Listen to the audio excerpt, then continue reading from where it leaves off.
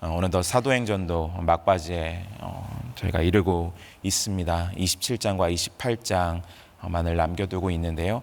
이제 드디어 바울이 로마로 마지막 여정을 떠나는 그 시작이 27장부터 시작이 됩니다. 1절 말씀을 보니까요. 우리가 배를 타고 이달리아로 가기로 작정되매, 이달리아라는 것은 이탈리아를 가리키고 이제 거기 로마로 가게 되는 것이죠. 왜 로마로 갑니까? 거기에 있는 황제에게 상소하겠다라는 바울의 청원이 받아들여져서 이제 황제 앞에 서기 위해서 로마로 가고 있는 것입니다. 혼자 가지 않았습니다. 바울과 다른 죄수 몇 사람을 아구스도대의 백부장 율리오란 사람에게 맡기니, 아구스도대라고 하는 이 군대는 특별한 임무를 받은 그런 군대입니다. 황제의 이름을 붙이고 있는 아우구스투스를 얘기하겠죠. 아구스도대의 백부장 율리오란 사람에게 맡겼습니다. 이 백부장 율리오와 또 다른 죄수 몇 사람이 있었습니다. 그리고 2절에 보니까 아시아 해변 각처로 가려 하는 아드라 무데노 배에 우리가 올라 항해할세 마게도냐의 데살로니가 사람 아리스다고도 함께 하니라. 아리스다고라는 사람까지 같이 이 배에 오르게 되었다라는 것이죠. 아리스도아고가 정확히 누구인지는 알 수 없지만 사람들이 예상하기로는 바울의 동역자 중 한 사람이었을 것이다 라고 생각합니다. 아마도 사도행전에서 에베소에서 바울이 한번 큰 환란을 겪지 않았습니까? 그때 이제 붙들려 갔었던, 같이 큰 고초를 겪었었던 그 아리스도아고가 동일 인물이 아닌가, 그렇게 사람들은 생각합니다. 바울이 가는 이 여정이 홀로 가는 여정이 아닙니다. 당연히 하나님이 함께 하시는 여정이지만 그의 동역자들이 지금 그와 함께하고 있습니다. 특별히 27장의 시작이 우리가라고 시작이 되었고, 이후에도 계속 우리라는 말이 주어로 등장하게 됩니다. 이것을 이제 사도행전에서 한 3-4차례 파트에서 특별하게 나타난다고 해서 우리 섹션이다, 그렇게 학자들은 분류하고 합니다. 이 우리라는 표현이 갖는 좀 특징이 있는데요. 특별히 이 27장의 이 사건, 바울의 항해 이야기에서 우리라는 표현이 등장했다는 것은 이 사도행전을 기록한 누가가 이 항해에 같이 참여했다라는 것을 우리로 생각하게 만듭니다. 그리고 뿐만 아니라 이 27장의 기록이 굉장히 섬세합니다. 지명이 정말 많이 등장하고요. 저도 이거 읽으면서 지명이 너무 많이 나오고 배의 이름도 여러 개 나오고 또 항해 기법들도 굉장히 세밀하게 묘사가 되어 있습니다. 왜 이렇게 세밀할까? 이 글을 쓴 누가가 이 항해에 함께했기 때문이다라고 우리 학자들은 생각하고 있습니다. 뿐만 아니라 이 기억이 굉장히 강렬했기 때문이라는 그러한 연구를 한 분들도 있습니다. 트라우마의 경험이라는 거죠. 이제 우리가 알다시피 바울이 여기서 큰 풍랑을 맞게 되지 않습니까? 그 경험을 바울의 일행들, 바울의 동역자들, 무엇보다도 이 글을 쓴 누가도 같이 경험했기 때문에 그 마음속에 깊이 각인되어서 이것을 이렇게 세밀하게 묘사할 수 있었다라는 것을 우리가 생각하게 되는 것이죠. 그렇게 다 같이 함께 갔습니다. 그리고 3절에 보니까 이튿날 시돈에 대니, 시돈, 우리가 두로와 시돈 이렇게 같이 짝을 이루는 그 시돈입니다. 시돈에 대니 율리오가 바울을 친절히 대하여 친구들에게 가서 대접받기를 허락하더니, 시돈이라는 지역에 잠깐 정박하고 있는 동안에 이 백부장 율리오가 바울에게 친절을 베풀었습니다. 그래서 친절히 대했다라는 말을 문자 그대로 이해한다면은 인류애를 베풀었다, 이렇게 얘기할 수 있습니다. 사람을 사랑하여서 이런 일을 하였다. 그러니까 이 사도행전, 누가복음과 사도행전 안에서는 사실은 이 백부장과 같은 로마 군인들이 굉장히 괜찮은 사람들로 묘사되는 것을 우리가 보게 됩니다. 백부장 율리오도 마찬가지죠. 바울에게 호의를 베풀고 있습니다. 바울은 지금 어떤 신분입니까? 어쨌거나 죄수의 신분으로 지금 마지막 재판을 받기 위해서 이 항해에 함께하고 있는 사람입니다. 그런데 이 죄수, 임에도 불구하고 바울에게 상당한 호의를 베풀고 있습니다. 그것은 아마도 바울이 갖고 있는 로마 시민권 때문이겠죠. 로마 시민으로서 이를 보호하기 위해서 이런 조치를 하는 것일 수 있습니다. 그런데 지금 그가 베푼 친절이라는 것은 상당한 거였습니다. 친구들에게 가서 대접받기를 허락하였다. 죄수이지만 일단 어느 정도 여유를 두고 자유롭게 움직일 수 있는 여지를 주었다라는 얘기입니다. 그러니까 단순히 로마 시민으로서의 호의뿐만 아니라 그 이상의 호의를 베푸는 그러한 모습을 누가가 기록하고 있습니다. 백부장 율리오 참 괜찮은 사람인 것 같죠. 그리고 이 사람 덕분에 바울은 자기의 동역자들을 또한 시돈에서 만나고 거기에서 같이 기도하지 않았겠습니까? 같이 말씀을 나누고 이제 내가 마지막 로마에 가는데 나를 위해서 기도해 주십시오. 나와 함께 하나님께서 정말 이 일을 마침내 이루어 주실 것을 기도해 주십시오라고 그런 기도 부탁을 하지 않았겠습니까? 바울로서는 굉장히 마음이 든든하고 또 적지 않은 위로를 받는 그런 시간이었을 겁니다. 그걸 누가 허락해 줬다고요? 백부장 율리오라는 이 사람이 호의를 통해서 허락해 준 것입니다. 그리고 4절을 보니까 또 거기서 우리가 떠나가다가 맞바람을 피하여 구브로 해안을 의지하고 항해하여 길리기아와 밤빌리아 바다를 건너 루기아의 무라시에 이르러 거기서 백부장이 이달리아로 가려 하는 알렉산드리아 배를 만나 우리를 오르게 하니. 지금 가이사랴에서 출발한 배가 시돈을 거쳐서 무라라는 곳까지 갔습니다. 그리고 지금 이 배를 타고 쭉 간 게 아니라 무라에서 배를 한번 환승하죠. 그러니까 로마까지 가기에 적합한 배를 처음부터 탔던 것은 아니었던 것 같습니다. 무라에서 로마까지 갈 수 있는, 이달리아로 갈 수 있는 큰 배를 기다렸다가 그 배를 만나자 이제 그 배에 탑승하는 것이죠. 그 배를 뭐라고 묘사하냐면 알렉산드리아 배다라고 얘기합니다. 이것이 알렉산드리아, 그러니까 이집트, 북아프리카에서 쭉 위로해서 올라온 배일 것으로 우리가 생각할 수 있죠. 왜 이집트에서 이 배들이 로마까지 가야 했을까? 많은 사람들이 생각하기에 곡물을 실어 나르기 위해서 그렇게 했다라고 생각합니다. 밀 같은 그런 곡물을 이제 제국으로 다 빨아들이는 그런 일들을 로마가 했죠. 이제 거기에 동원된 그 배라고 생각할 수 있습니다. 그리고 나서 8절 7절 말씀이죠. 7절 말씀을 보니까요. 배가 더디가 여러 날 만에 간신히 니도 맞은편에 이르러 풍세가 더 허락하지 아니하므로 살몬의 앞을 지나 그레데 해안을 바람막이로 항해하여 간신히 그 연안을 지나 미항이라는 곳에 이르니 라세아시에서 가깝더라. 이 글을 읽는 독자들은 아마 이 지명들을 보고 대충 어디인지 알았을 것입니다. 여러분 배가 인천에서 출발해서 상해를 거쳐서 저 아래 대만까지 가가지고 지금 호주로 내려갑니다. 그럼 대충 저희가 동선이 그려지잖아요. 이 글을 읽는 독자들도 그랬겠지만 저희는 그럴 수가 없을 것 같습니다. 그래서 한번 지도를 띄워서 보여드리도록 하겠습니다. 첫 번째 그림을 한번 보여주시겠습니까? 네, 글씨가 잘 보이실런지 모르겠습니다. 맨 오른쪽 아래 보시면요, 가이사랴.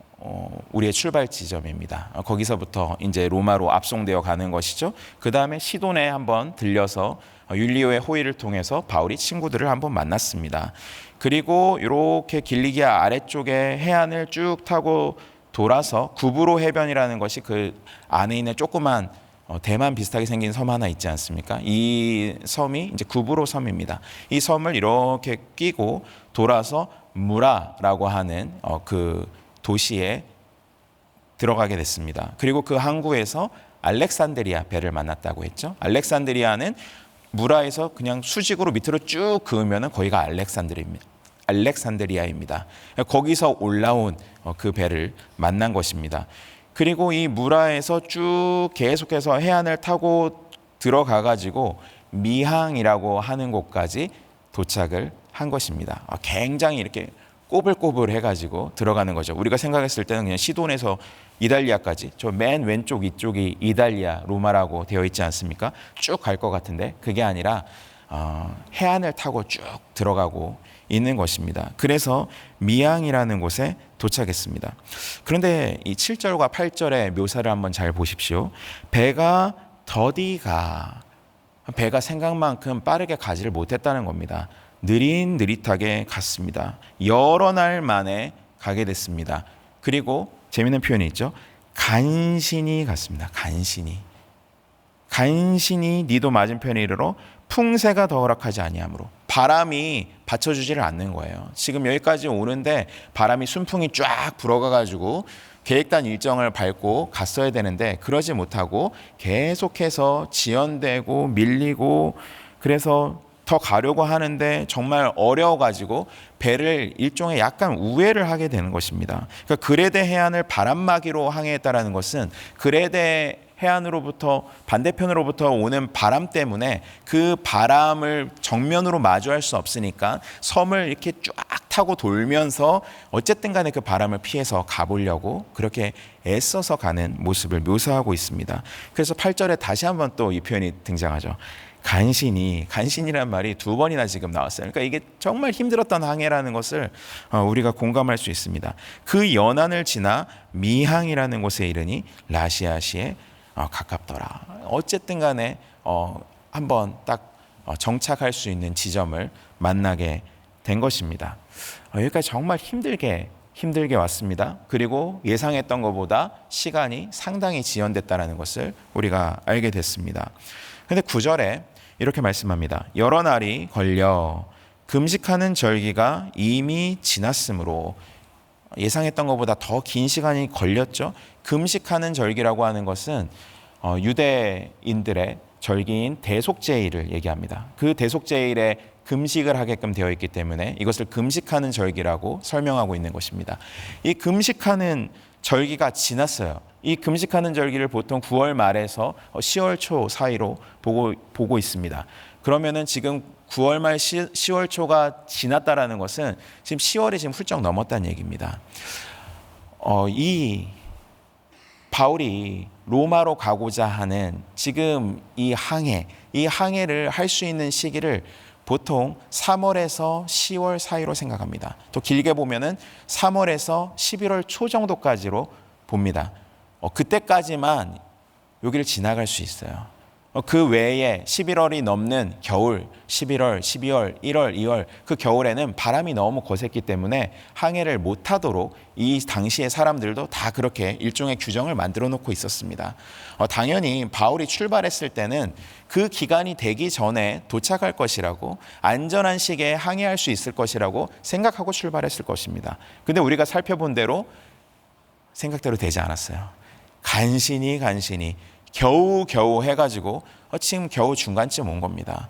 근데 그 중간쯤 왔던 시점이 어떻습니까?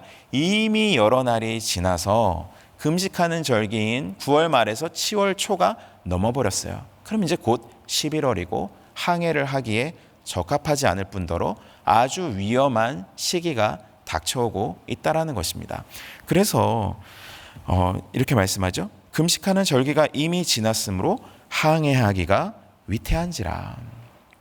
바울이 그들을 권하여 말하되 여러분이여 내가 보니 이번 항해가 하물과 배만 아니라 우리 생명에도 타격과 많은 손해를 끼치리라 하되. 바울은 용감한 사람이었던 것 같습니다. 바울은 지금 죄수이잖아요. 어쨌거나 죄수입니다. 그런데 바울이 지금 얘기하는 거예요. 여러분, 내가 지금 보니까 이거 가면 안 될 것 같습니다. 우리가 가지고 있는 이 배에 가득 실린 이 곡물들 이거 다 못 쓰게 될 겁니다. 근데 그 정도에서 끝나는 게 아니라 배와 우리의 생명에도 큰 타격이 있을 것 같습니다. 지금 갈 여건이 되지 못합니다. 바울이 어떻게 이렇게 말할 수 있었을까요? 본문에서는 하나님께서 계시로 이것을 알려주셨다 이런 말씀은 전혀 언급하고 있지 않습니다. 그래서 많은 사람들이 생각하기로는 바울의 경험 때문일 것이다 라고 추측하고 있습니다. 왜 그러냐면 바울은 이미 선교 여행을 많이 다녀본 사람이지 않습니까? 그리고 실제로 바울이 자기를 회고할 때 여러 차례 파선의 경험이 있다라는 이야기를 합니다. 그러니까 단순히 사도행전 27장에서 뿐만 아니라 기록되지 않은 어떤 일들 가운데 바울은 배가 큰 어려움을 당했던 그런 경험을 갖고 있는 사람입니다. 그리고 상식적으로 볼 때라도 지금 이미 항해하기에 적합하지 않은 그런 시기에 접어들고 있는 때입니다. 그러니까 모든 정황을 판단한다고 할지라도 가지 않는 게 맞습니다. 가지 않아야 됩니다. 바울이 지금 간곡하게 말하는 겁니다. 지금 안 가는 게 맞습니다. 가지 마십시오. 조금 기다려야 됩니다. 이 기다려야 된다는 게 하루 이틀 기다리는 게 아니죠. 몇 달을 기다려야 됩니다. 그렇지만 우리 배를 위해서라도, 우리가 실은 화물 때문이라도, 아니 더 근본적으로는 우리 생명 때문에 가면 안 됩니다. 이렇게 말하는 겁니다. 그런데 11절에서 어쩌면 당연한 반응이 나옵니다. 백부장이 선장과 선주의 말을 바울의 말보다 더 믿더라. 백부장이 좀 좋은 사람으로 그려졌었는데요. 여기서는 바울의 말을 들어주진 않습니다. 왜 그럴까요? 선장과 선주라는 더 경험 많은 사람들이 있기 때문이죠. 바울, 그래, 너 배 많이 타본 거 알겠는데 여기 지금 선장이 있고 선주가 있는데 너가 뭐라고 그렇게 얘기하냐. 판단은 선장이 하는 거다. 그렇게 생각하고 바울의 말을 무시했습니다. 그래서 그 항구가 겨울을 지내기에 불편함으로 거기서 떠나 아무쪼록 베닉스에 가서 겨울을 지내고자 하는 자가 더 많으니, 선장과 선주의 경험, 전문성, 이것뿐만 아니라 어떤 일이 있었습니까? 그 배에 일단 갑시다 하고 하는 다수결이 있었습니다. 그 다수가 밀어붙인 것입니다. 그러니까 아주 종합적인 판단을 한 것이죠. 전문적으로 봤을 때 괜찮습니다. 지금 좀 어려운 시기이고 항해하기 어려운 건 맞는데 그래도 빠르게 돌진해서 나가면은 우리 충분히 건널 수 있고, 지금 이 사람들이 이렇게 빨리 가자고 아우성 치는데 우리가 어떻게 여기서 몇 달을 묵힐 수 있습니까? 빨리 가야 됩니다. 그래서 가기로 했습니다. 13절을 볼까요? 같이 한번 읽도록 하겠습니다. 시작. 남풍이 순하게 불매 그들이 뜻을 이룬 줄 알고 닻을 감아 그레데 해변을 끼고 항해하더니. 어땠습니까? 이런 결정을 딱 내리자마자 어떤 일이 일어났습니까? 남풍이 순하게 불었습니다. 그거 봐, 맞지 않았냐? 가는 게 맞다. 얼마나 이게 바람이 우리를 도와주지 않냐? 그래서 그들이 뜻을 이룬 줄 알았습니다. 그리고 나아갔습니다. 근데 어떤 일이 발생했나요? 14절에 보니까 얼마 안 돼요. 섬 가운데로 유라굴로라고 하는 광풍이 크게 일어나니 배가 밀려 바람을 맞추어 갈 수 없어 가는 대로 두고 쫓겨가다가 가우다라는 작은 섬 아래로 지나 간신히 거루를 잡아 17절 끝에도 보니까 그냥 쫓겨가더니, 쫓겨갔다라는 얘기는 아무것도 할 수 없어서 그냥 바람 부는 대로 갔다는 얘기입니다. 바람에 대항하지 못하고 갈 길을 가지 못하고 그냥 바람이 부는 대로 그렇게 가는 거예요. 그리고 나서 어떤 일이 있습니까? 18절에 우리가 풍랑으로 심히 애쓰다가 이튿날 사공들이 짐을 바다에 풀어버리고 사흘째 되는 날에 배의 기구를 그들의 손으로 내버리니라. 어떻게 하려고 그냥 최선을 다해가지고 그 거룻배라고 하는 그 구명 보트라고 할 수 있는 그 작은 배를 막 묶어서 어쨌든 배가 요동치지 않게 하려고 막 줄을 감고 막 했어요. 배에 있는 막 연장들을 다 내려버리고 어떻게 해서든지 이 상황을 돌파해 보려고 모든 애를 썼습니다. 그런데 속수무책이었습니다. 아무것도 하지 못했습니다. 그래서 20절에 이렇게 말씀하죠. 여러 날 동안 해도 별도 보이지 아니하고 큰 풍랑이 그대로 있음에 구원의 여망마저 없어졌더라. 그림을 한번 보여주시겠습니까? 네, 제가 그냥 까만색으로 했는데요. 미앙이라는 곳에서 이달리아를 향해서 쭉 가는데요. 깜깜해졌다는 얘기입니다. 미래가 보이지 않게 되었다는 얘기입니다. 여망이 없는 상태가 되었습니다. 20절에서 특별히 해도 별도 보이지 않는다라는 것은 정말 심각한 상황을 얘기합니다. 이 당시에 나침반이 있었던 것이 아닙니다. 내비게이션을 보고 지금 가는 게 아니거든요. 뭘 보고 가야 되겠습니까? 해를 보고 가고 별을 보고 갑니다. 그들의 유일한 가이드가 거기 있었습니다. 근데 그게 사라졌어요. 악천후 때문에 그것이 보이지 않게 되었습니다. 말 그대로 앞이 깜깜한 상황이 됐습니다. 그런데 그 풍랑은 그대로 있습니다. 배는 이리저리 떠밀릴 뿐입니다. 구원의 여망은 사라져 버렸습니다. 이 상황을 어떻게 하면 좋을까요? 오늘 본문의 애석하게도 여기서 끝납니다. 구원의 여망이 없는 상황, 아무것도 할 수 없는 상황, 유일하게 방향이 되어 주었던 해도 별도 보이지 않는 깜깜한 상황. 그러나 풍랑은 여전히 그대로 있어서 언제라도 배가 집어삼켜질 것 같은 그러한 상황. 이때 어떻게 하면 좋을까요? 오늘 본문에서는 아직 아무런 빛도 등장하지 않습니다. 하나님의 말씀도 아직 주어지지 않습니다. 배 안은 아비규환이 되었을 것입니다. 사람들은 모두 다 두려워 떨었을 것입니다. 이때 무엇을 기억해야 될까요? 무엇을 붙들어야 될까요? 오늘 말씀의 결론을 내리기가 참 어려웠습니다. 왜냐하면 오늘 말씀 안에서만 설교를 나누어야 되니까요. 근데 한 가지를 생각하게 되었습니다. 그것은 뭐냐면 끝을 생각해야 된다는 것입니다. 어떤 끝일까요? 바울은 마침내 로마에 가게 될 것이라는 그 끝입니다. 지금 이 여정이 바울이 선택해서 온 여정이 아닙니다. 지금 만나게 된 이 풍랑의 상황도 바울의 선택과는 전혀 다른 방향으로 오게 된 상황입니다. 바울은 심지어 지금 가지 않고 기다리는 게 맞다고 말하기까지 했습니다. 그런데 바울의 말은 먹히지 않았죠. 다른 사람들의 뜻에 의해서 지금 이러한 상황을 마주하고 있습니다. 그러나 끝을 기억해야 됩니다. 그 끝은 하나님의 약속이 실현되는 끝입니다. 짧게는 바울이 마침내 로마에 가게 되는 끝입니다. 끝을 안다는 것이죠. 바울의 사명은 어디입니까? 적어도 로마까지는 가야 되는 것이 그의 사명입니다.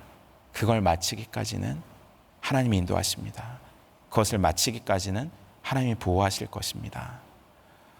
우리는 더 큰 끝을 볼 수 있어야 됩니다.